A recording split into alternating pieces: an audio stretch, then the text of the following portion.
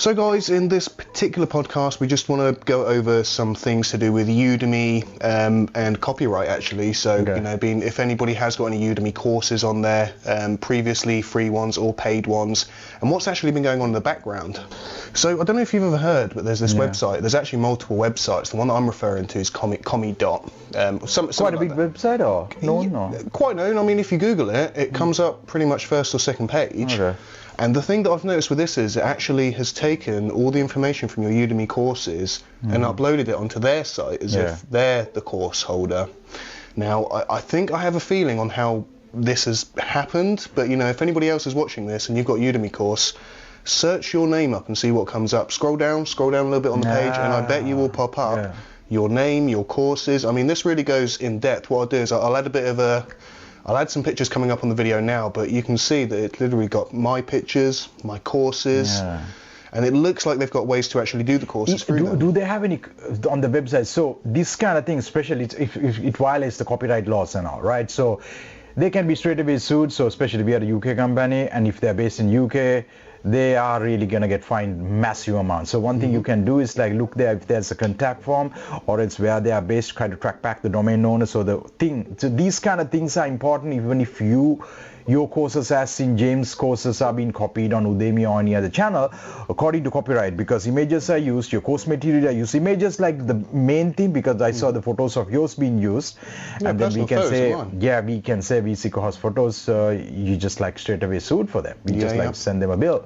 So that's one thing to do. It's not even the only time. I've actually, this was a couple of months ago I saw, and there's another site where you can actually take the course as well, which I found unbelievable, the fact they've actually copied the entire course. So they've got every video, every paragraph. You have to tell to Udemy, because they have a leaking system, because not easy if you even...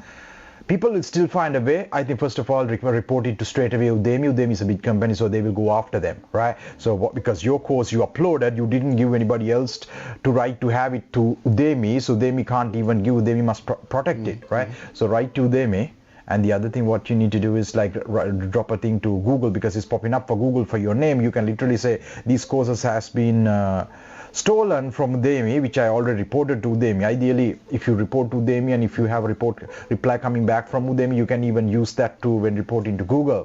And so that's, if they manually review it, they will de-index, so the guy can't actually show up, and what they are doing is pretty wrong though, so oh, absolutely. So it did actually make me think. I started to think, how did this happen? Where did it all start? How did they find me? So I think it's going to be an interesting subject for anybody else who's had a course as well. When I tracked back my activities, what I'd done, I went all the way back and I thought, actually, one of the first things I'd done is I posted my course on Facebook on a free Udemy page. So the reason I've done that, obviously... You posted the link or the video by video? So what you can do on Udemy is they can say, right, you can do your own promotion for free for X amount of days. So you get your link, and then you use that link to go on the free Udemy courses page, and you go, hi guys, here's a free Udemy course, check it out. The idea is to create, like an audience. You've got a certain amount of students that have come on, so obviously your course looks better if it's got 1,000 students, whereas it's got 2 students. So that was the idea behind that. However, what I noticed is actually as soon as you put it on, you get thousands. I mean, like, I put it on one day, and in 4 days I had about 3,000 students. And I thought, wow, that's amazing. Now thinking back to it, I think they're using these emails. So they've got hundreds and hundreds and thousands of emails. You mean Udemy's using? No, these guys that run this thing. So what they do is they buy your free course, they get your free course using your link hundreds and thousands of times, and then they keep the course on their email. Now, they then sell the course on another site, and then when somebody buys it, they just give you that email to log in with, because they own that course for free for that time. So that they're effectively using these emails as a way of passing your course for free to somebody else, because once that link expires, you can't have it for free forever. So that's essentially, after a lot of detective work, what I think it's come down to, because even if you check all these thousands of students, almost none have taken the course, because they're basically like a free course waiting to be sold to somebody else through these dodgy sites, And I just found it unbelievable. It's really that's crazy. Like, anyway, I mean, if you're a Udemy course creator, that's something to look after, but the example what we want to bring it here, even if you have your website content or anything being stolen like that and somebody has published, if it is special an image, you go down and try to find them if they're in your country. According to your country, you can sue them for the image copyright laws, so it's pretty much doable. What in that case you should do, if they are a UK base or so, track down their domain, look the whose information, and if it is a UK-based person, you can track them back their details, or else write to nominate and report it. Look at this domain is doing is copying these Udemy course details. First report to Udemy, then if they reply back it's good, you can report with that to straight away to Google saying they will de-index it. We've done it sometimes for some of the people who actually copied SeekaHost stuff, reported Google de-index it.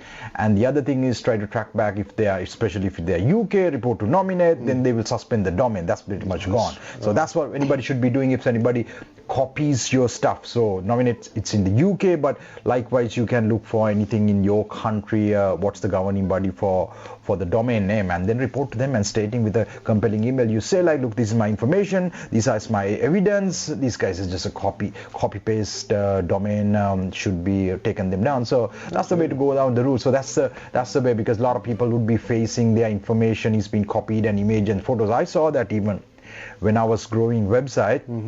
People copy the article and repurpose it on another thing and have even the links going. So kind of time consuming to do that, but that's the route to go about and protect your site content. Oh, absolutely. I mean, on my personal blog myself, I've had to add the no copy plugin so people can't, take a picture, because what I was starting to see is that people were coming on my site, grabbing articles and images, and then posting it as if there was some complication between. They thought my site was SeekaHost, so then they'll take the pictures, they'll put it on their blog post, referring to SeekaHost with a picture from my site and my article, and it was just people really are terrible. People are crazy. I mean, there's a world of people do all the kind of thing that are like really, we can't understand. Why would a person want to hack, want to copy other people's stuff rather doing the stuff, right? So, but that's happening. It's a world where terrorism exists, right? So, for instance, another hacking thing. My partner yesterday comes up. She goes, "Oh, I've had this terrible problem with Instagram."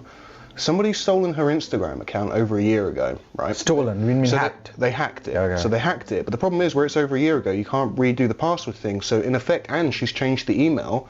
So now she's got her Instagram.